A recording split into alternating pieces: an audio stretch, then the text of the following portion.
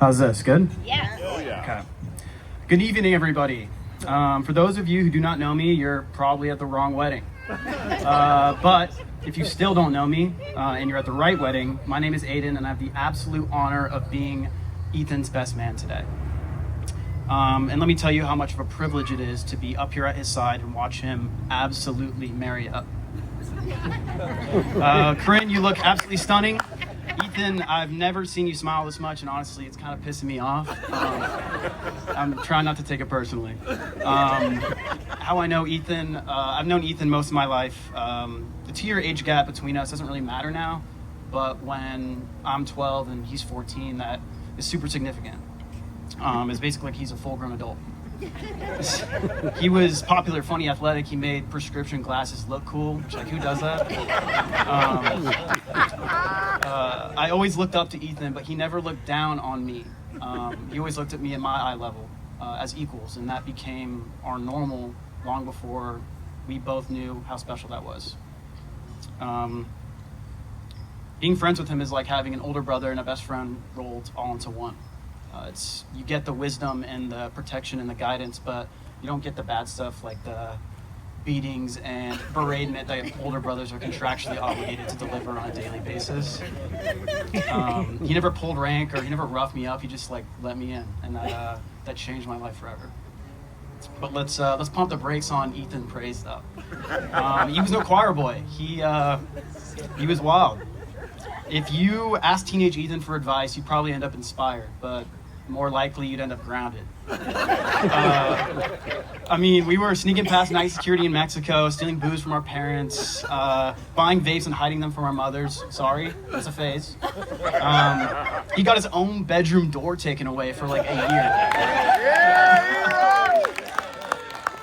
And then he turned 17. And by the way, the bedroom door off the hinges, it was effective, Karin. It was effective. So as much as I would like to tell you about the adult Ethan and what it's like to hang out with him every single day, and all the things that you need to know about him, you guys won't be living with him once this ceremony or celebration is over. That will be you, the new Mrs. Olson.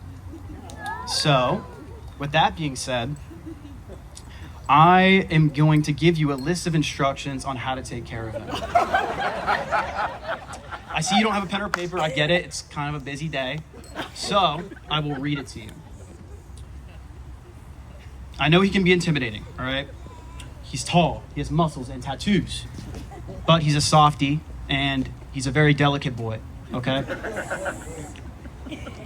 So, instruction number 1. He will try and fix things that don't need fixing. Let him. It's how he shows love. Number 2, do not try and out-stubborn him. You'll lose, but then you can make him feel bad about it afterwards. Number 3, Ethan loves to share random info with people. I think it's due to the unbelievable amount of podcasts he consumes on pop culture, cryptocurrency, conspiracy theories, etc.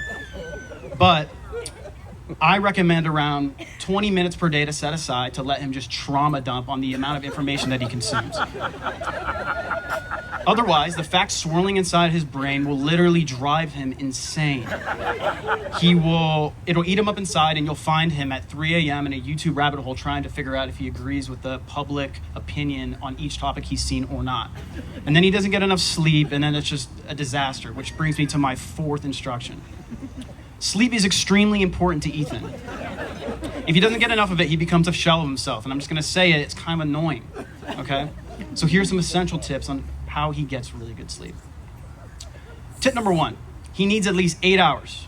9 hours to be polite, and 10 if you want to do anything productive at all.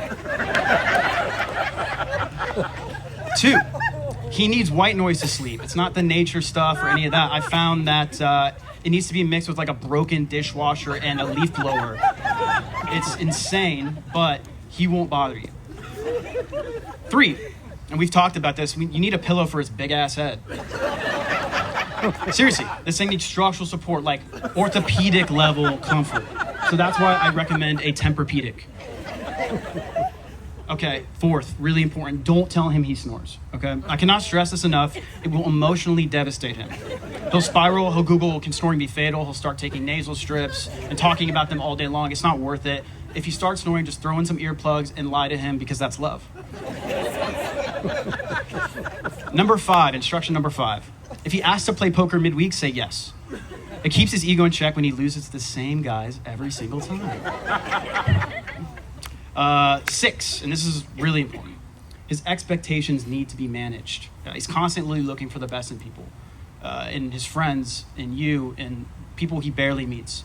And it kind of scares me. It scares me to let him down. It scares me that other people will let him down. And to take you or show you, I will go back to a time in 2018. I mean, this one worked out for him, but I'll give you this example. 2018, the summer, this makes me 14, this makes Ethan 16. We're running around in his cherry red Ford Mustang. We're terrorizing the general public as we did. It was fantastic. Life was great. And we would talk about a plethora of ridiculous things, but at the top of our list always was girls. And he would always just have these ridiculous asks. He would go, my girl needs to be gorgeous. She needs to be so funny. She needs to be hardworking. She needs to make everyone feel at home. She needs to be a woman of God. She needs to be A, B, C, D, E, F, G, all the way to Z. And I'm just going, dude, are you kidding me? Like, come on. And I want to be a punt returner for the New England Patriots, but we're here. We're on Earth. Okay? Pick a couple non-negotiables, and then on the other, you can mix and match, and you're going to have a really, really, really great woman. And so he would always just, it was just annoying. Fast forward to now. And I don't know if you guys have heard, but I'm not in the National Football League at all. I'm not even close. I'm actually unemployed. But Ethan did marry the girl of his dreams that he described when he was 16 years old.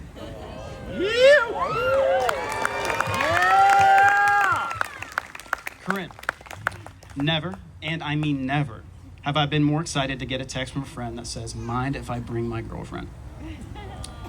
You don't take anything away from Ethan, you only add to him. You add calm to his chaos, laughter to his silence, and depth to his dreams. Being with you hasn't changed who he is. It's made him the best version of himself, and that's why I know that this is going to be forever. And I know that, I do know that this is forever. I have never once felt like I was losing him as he was falling in love with you, but I was gaining you as you were falling in love with him. With that being said, please raise your glasses with me. Could you help me out over there, Ethan? To Karin, the girl who didn't just meet the standard, she exceeded it. To Ethan, the man who was lucky enough to marry her, and the man that was wise enough to never, ever forget it. To the Olsons.